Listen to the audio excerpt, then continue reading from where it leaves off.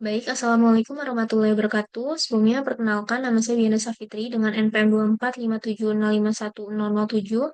Pada video ini, saya akan menjelaskan studi kasus Hamming Code dalam konteks teori bahasa dan automata. Dalam transmisi data digital, sering terjadi namanya kesalahan akibat adanya gangguan dan juga kesalahan pada media pengiriman. Nah, biasanya data dalam sistem komputer itu direpresentasikan sebagai string biner yang tersusun dari simbol 0 dan juga 1. Oleh karena itu, diperlukan suatu metode yang mampu mendeteksi dan memperbaiki kesalahan pada data tersebut. Salah satunya, kita menggunakan Hamming code untuk mengatasi kesalahannya. Nah, selanjutnya ada namanya konsep Hamming distance. Jadi, sebelum membahas tentang Hamming code, kita tuh perlu tahu dulu tuh atau memahami apa itu Hamming distance. Jadi, Hamming distance itu merupakan ukuran yang menyatakan jumlah posisi simbol yang berbeda, di mana antaranya ada dua string dengan panjang yang sama. Sebagai contoh, di sini ada dua string biner berikut. Di sini ada 1 0 1 1 1 0 dan 1 0 0 1 0 0. Nah, ini kan di sini ada dua nih posisi bit yang beda.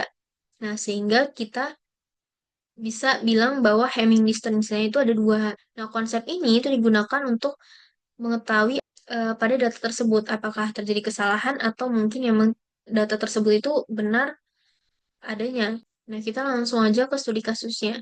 Nah, pada studi kasus, di sini tuh ada sebuah data biner dikirimkan dari pengiriman ke penerima melalui media transmisi. Data awal yang dikirimkan itu adalah 1011. Namun, selama proses pengiriman, data tersebut itu berpotensi mengalami kesalahan. Berarti ada kemungkinan bahwa data tersebut itu ada kesalahan gitu saat pengirimannya.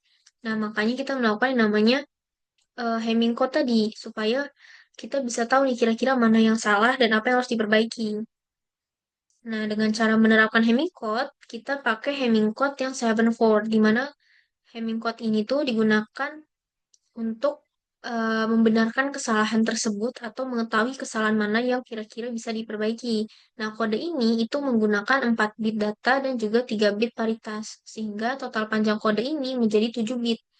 Bit paritas itu diletakkan pada posisi 1, 2, dan juga 4. Sedangkan bit data itu diletakkan pada posisi 3, 5, 6, dan 7.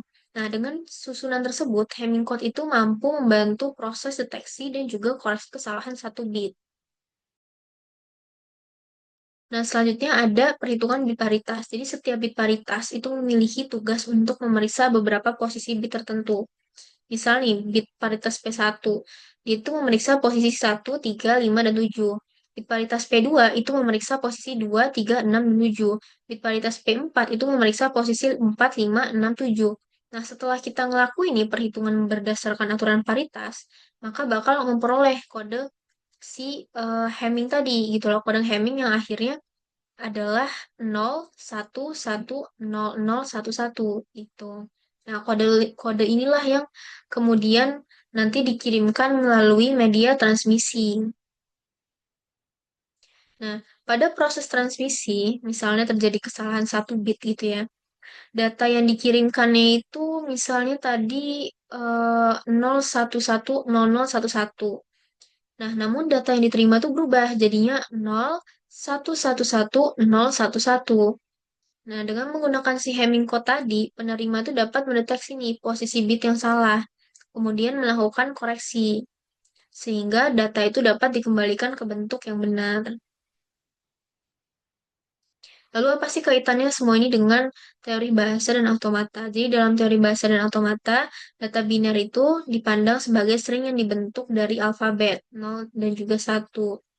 Nah, proses pendeteksi dari koreksi error pada Hamming code itu merupakan bentuk komputasi terhadap string, di mana dia melakukan berdasarkan aturan formal tertentu. Oleh karena itu, konsep Hamming code itu memiliki keterkaitan yang erat dan juga kajian teori bahasa dan juga automata.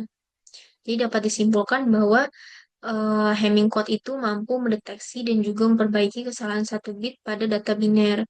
Nah, metode ini itu menggunakan kode string dan juga aturan formal sehingga sesuai dengan prinsip dalam teori bahasa dan automata.